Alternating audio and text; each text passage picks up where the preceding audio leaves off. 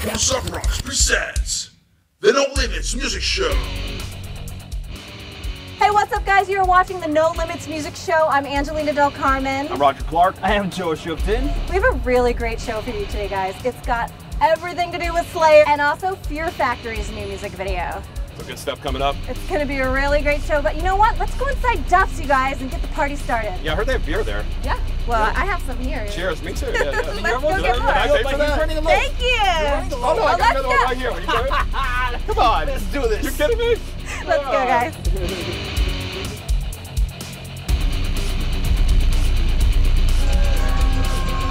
That's right. It's another episode of the No Limits Music Show. And we have a lot to talk about. Good. You know? You know me. It's hard to get me to stop talking anyway. Get me going. Come on, let's go. Hey, you went from anchoring the news to talking about metal and hardcore and punk rock over here at Duff's. What a life you have. It was a weird day. I was trying to hang out with my 4-year-old for like 8 hours. That sounds like a good day. I know, that's why I'm drinking. So, no, I didn't mean that, Jack. I'm sorry, I love you. Yeah, we love our kids, yeah, of course. Yeah, of course. Bittersweet News Mayhem Fest after 8 years of not only pushing a lot of bands, but most importantly bringing people together of all generations, you know, parents with their kids. It's done because unfortunately this year they were like not able to bring the masses out, even though they had SLAYER and King Diamond headline, which is mind-boggling that they, you know, flopped.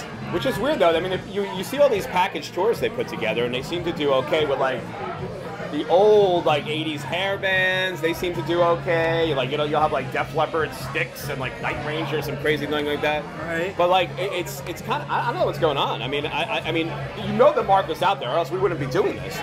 You guys go to shows all the time. I don't get it. I don't know. I know, is it mismanagement or is it? I mean, who knows? You know. One of the main things was that the labels, the metal labels, Metal Blade Records, Nuclear Blast, Century Media, weren't able to put as much talent out there. You know, because of budget limitations. Because people are not buying music, so they have to be like, okay, we're gonna invest in this band. Where do we put them? You know, what should they go to Mayhem? Should they go to Europe? Should they go to South America? What do we do with them? Definitely go to Europe. Because Europe loves their hard, heavy metal. Well, that's the thing. I mean, and Joe, you know better than anyone. I mean, from, you know, because you have roots in South America and in Europe, and metal's huge there, as is hardcore. But I mean, and we love it. But yeah, but you know, as far as filling up arenas, it's a different story. I mean, filling up stadiums to that. You know, it's like, come on. I mean, the one we went to in Connecticut feeds 30,000 people, and every year we went to was pretty packed. And this year was like, I mean, great bands. You know, Victory Records really saved that festival because they brought a lot of really good bands like Jungle Rod, Sister Sin, Shattered Sun, amazing bands. But you know, that's not enough, unfortunately. Yeah, and I mean, also when you think about it, I mean, the radio airplay is key. I mean, back in the old days, the bands for these big festivals were getting, you know, and I know, you know, I mean, now it seems like the festivals are all surrounded around the electronic music. In other news, Evanescence has a new guitar player. Her name is Jen Majura. She's German. Oh, I like the way you say that. Oh, thank you. Sounds like a dish. It's a dish. Jen Majura. You ever try? Yum. But yeah, she seems really badass, and I'm really happy to see more females in the metal and rock world. You know, we've been starting to see them more and more as like front women, but to actually see someone who plays an instrument representing women in music, I'm really happy to see that. And I think it's also hard when there is a female front woman, like that maybe they don't want another woman to kind of steal the limelight. So kudos to Amy Lee for not being afraid of something so silly. Yeah, that's well, I've always been a fan of, like, if you've seen my wall in college, like my poster, like, because I was like Mr. Poster guy, I had like, well, all right, this is embarrassing. I had the Bangles, I had the Go-Go's, Lita Ford, Joan Jett, you know, all like, and I think that it's great, you know, you know, that's a big thing. Joan Jett's on my piano at home, so that's good. She is. That's the one your wife was like, you can keep. Yeah, she was really nice about it. I was like, hey, listen, I know, like, you know, it's like, so this is like our piano. It's like me and my kid when he was a baby, me and my wife's grandparents, and me and Joan Jett. Because it's a piano. It's the greatest picture I ever took. It was like a 5-second, but I met Joan Jett. She's one of my idols. I love her, so hey. I mean, it's nice to see idol worship for the women as well, because men get a lot of attention, especially in metal. And it's about the music. It's about the musicianship, and there's some amazing female musicians out there. And another thing, all right, SOD, coming back. Billy Milano went on what, Black and Blue Takeover, right? Takeover. And he's like, we're gonna be at Black and Blue Bowl next year. Meanwhile, the other guys in the band are like, what? Huh? didn't get that memo. Right, because apparently they don't get along. So, I mean, but maybe they can do one show. That's what Billy posted, like, on his Facebook page. He's like, can we do one show? Scott and, obviously, Charlie Benanti are very busy with Anthrax. They're about to finish the new record. Well, yeah. But that would be amazing to see SOD. A lot of us have never seen that.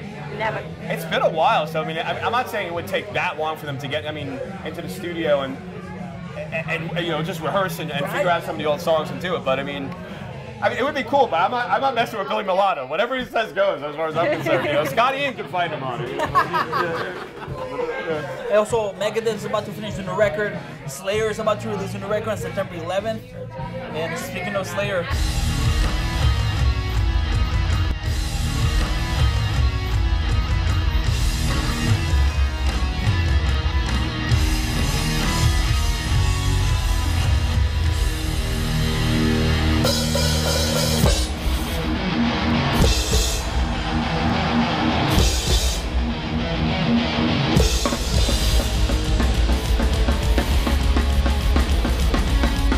back here backstage at the Rockstar Energy Mayhem Festival with Paul Bostaph from Slayer. First of all, welcome back to Hartford, man. How are you? Good, thank you. The big news is that on September 11th, we're getting Repentless, the first album without Jeff Hanneman. You're back on drums. But don't you take us a little bit into what went behind the scenes in order to be able to make sure everything fits perfectly? Well, I mean, I think,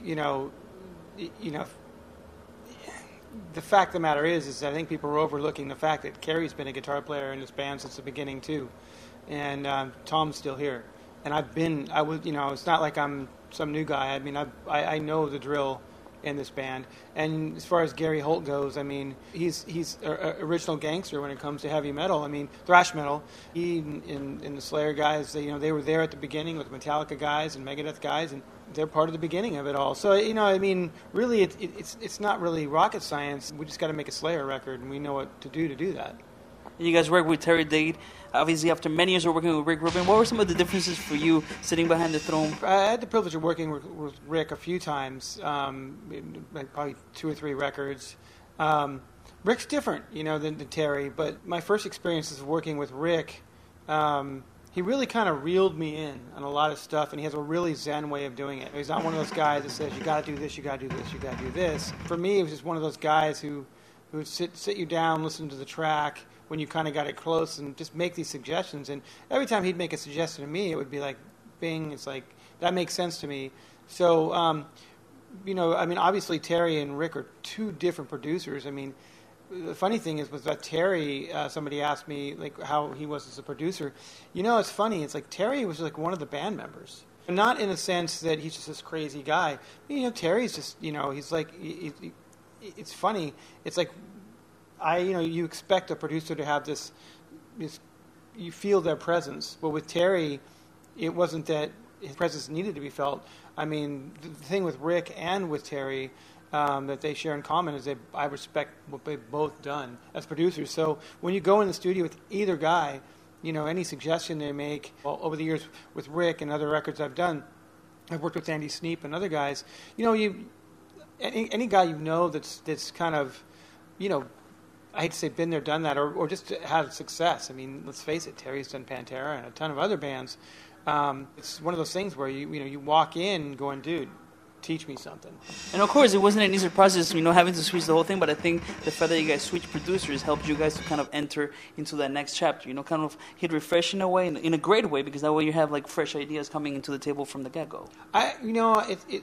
It's funny because when we started working on the material for this album, Repentless, there's some songs that Kerry had, and he showed me, and like some of them were just real punky in the way they felt, and like, oh man, this stuff reminds me of Undisputed Attitude. I remember talking to Kerry about it. I remember listening to the Undisputed Attitude record, and I really liked the production on that. And I think Kerry went back and listened to it, and it was one of those. I think Terry just nailed it. It was you're right in the sense that it needed to be something fresh, but it still needed to be Slayer. And I don't think there's any possibility of this band going in the studio and it not being a Slayer record. It's going to be Slayer till the day we die, Absolutely. And how was that first rehearsal? What were you feeling when you went to rehearsal and Jeff wasn't there? It's obviously summer, but also did you feel like kind of like, oh, I got to make my brother proud, like I got to make him really, really proud? Well, I mean, when I joined the band, Jeff was still with us. So I was just looking forward to working with him again. I hadn't seen Jeff, so I was just looking forward to saying hi. You know, when I saw Carrie, you know, I'd been working with Carrie a bit before they made the decision to bring me back. You know, worked on some demo stuff. But, you know, when I saw Tom, there was a big hug. And I was looking forward to giving Jeff a big hug. You know, yeah, I mean, I was looking forward to working with Jeff. Of course, I mean, Jeff is still present. You know what I'm saying? He may not be here physically, but he's part of Slayer always. Yeah, Jeff's always. When I was recording the record, you know, Jeff's presence was with me. Every day I go on stage, every time we play this music, it's going to be impossible for me not to think of Jeff because, you know, he's one of the reasons why I'm sitting here. Without a doubt, recording the record, you know, after Jeff's passing, I really felt like, you know, it's good. It's important. It was important then when I was recording the record, as is every day and into the future, that, you know, we honor our fallen brother. So that's what I'm going to do, and that's what we're going to do. And from the tracks that Lombardo contributed to, which is a lot of them, which are the hardest drumming ways that you kind of have to sometimes like see the back and be like, all right, this is how he's doing this, you know, because obviously you guys are both great drummers, excellent drummers, but I'm sure you've learned from each other. Yeah, I've learned from Dave. I had to. You know, you can't look. You know, when I joined the band way back before Divine Intervention, you know, they had a decade of, I mean, epic records.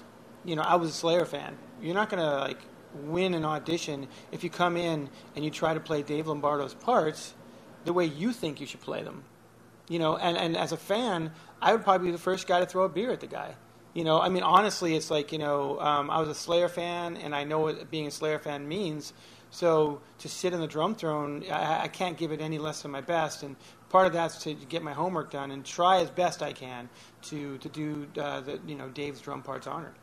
And physically speaking, how are you doing nowadays with your elbow and everything? Everything's strong and good? Oh, everything's fine. I have a hangnail on my left toe, but I'm good other than that. I'm kidding. But no, I'm good. I'm good. It's a hard job, you know. People just see you guys on stage kind of enjoying that hour and a half with you guys, but behind the scenes there's so much that goes on, especially with a machine like Slayer. You know, it's not a little band that, you know, it's 30-plus years, and every time you get on stage, you're going to make sure that whoever's seeing you for that first time knows, okay, this is Slayer. You know, it's not half-assed. It's Slayer. Well, this isn't a hard job. It's a job we love to do, or we wouldn't be out here doing it. And, it, you know, it's because we love to play music. I mean, you know, there's worse jobs in life to have than being able to play music for a living. Thank you so much, Paul. Repentless is coming on September 11th. Make sure you pick it up.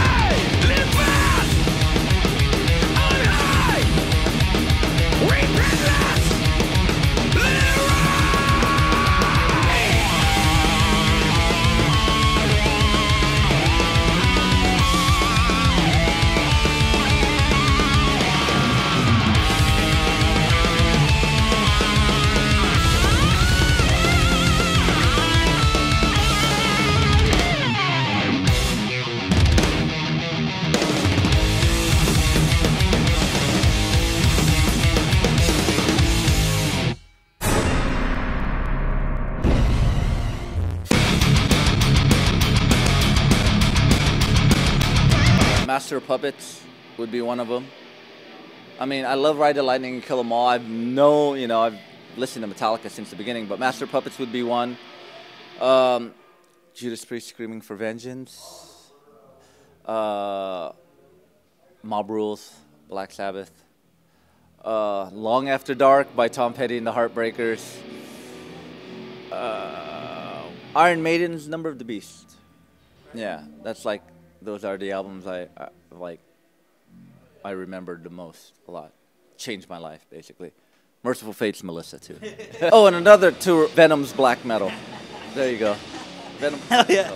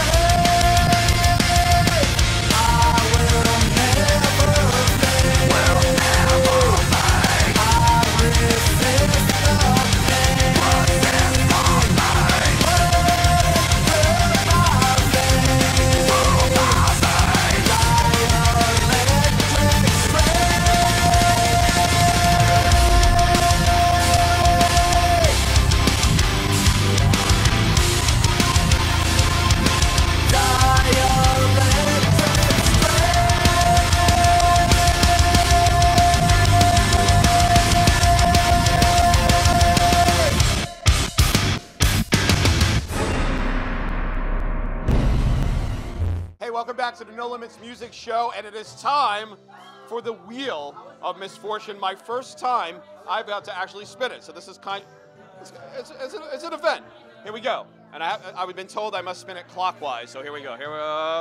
Oh yeah, by the way, whatever number it lands on, that will be a question that we will ask all the fun and cool people here at Duff's in Brooklyn. All right, let's do it.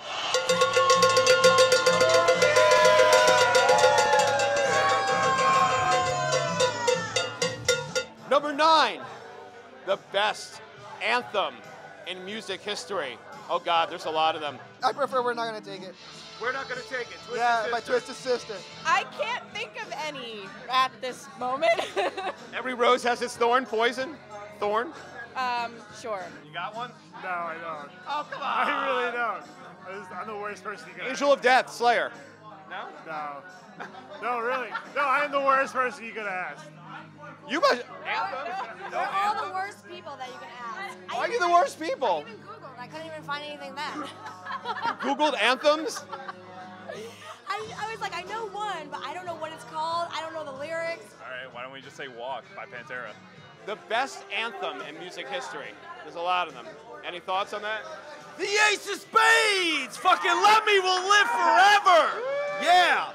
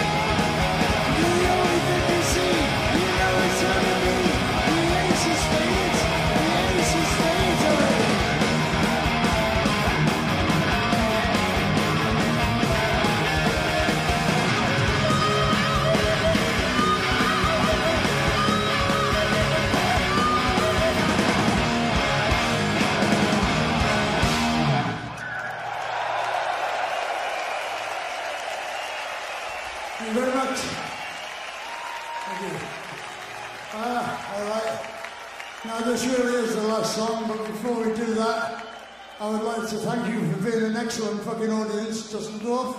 Once more, thank you. Give yourselves a cheer. And I would also like to introduce you to the members of Motörhead, because it might be your first Motörhead event, you know. On the guitar with Motörhead for 20 long and miserable years, Philip Augustus Campbell III.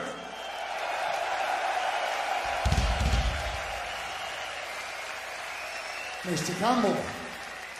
On the drums, the best drummer in the world, Mickey D.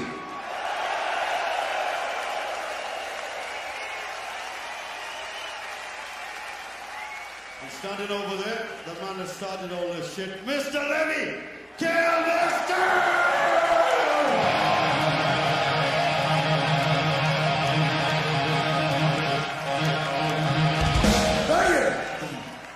Once more, thank you very much. Don't forget us. Our name is Motörhead.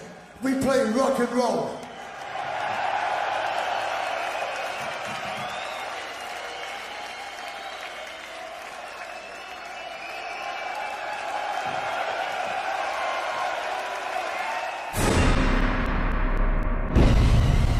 The question was about the greatest rock anthems of all time, and you got some good ones, you know, like Motörhead, Ace of Spades, obviously, Pantera. Mine, I gotta go. I love Aerosmith, Dream On. I've always been you know, like the Lighters, Dream On, Dream On. Anyway, back to you before I sing more. All right, well, my favorite would be R-E-S-P-C-T. Find out what it means to me. R-E-S-P-C-T. Gotta love it. Aretha Franklin. I love me some Aretha Franklin. And I know, you know, it's not necessarily metal or rock, but it's definitely influenced a lot of music that's out right now. And she's still out right now, so I have a lot of respect for her. Still what going. About you, Joe? It's gotta be Queen. You know how they do We Were Rocking and We Are the Champions back to back? Oh, yeah. Oh, my God. Most importantly, We Are the Champions. When you hear that, it's just like, you know, you feel like a champion yourself. Yeah, you know? Yeah, always a great. Yeah, I mean, yeah, it's. You can't. I mean, you can argue that Queen had the best anthems. Almost every song was an anthem, right? It's sick, you know. Just oh my great. God, they're the queens of anthem rock. I love it. She went See what I there. did there? She did. Yeah. That's okay. This has been a great show. Great show. Yeah. And of course, the anthem here at Duff's is always Black #1 by Type O Negative. Because, you know, without Peter Steele, without Type O Negative, there will be no Duff's. There will be no Brooklyn scene, no music scene going on. Like, for the last 20 years. This place is awesome. I've had a great time here tonight, drinking cheap beer and playing music for free at the jukebox. It's like a dream come true. When you're in Brooklyn, come to Duff's. I want to thank you so much for watching the No Limits Music Show.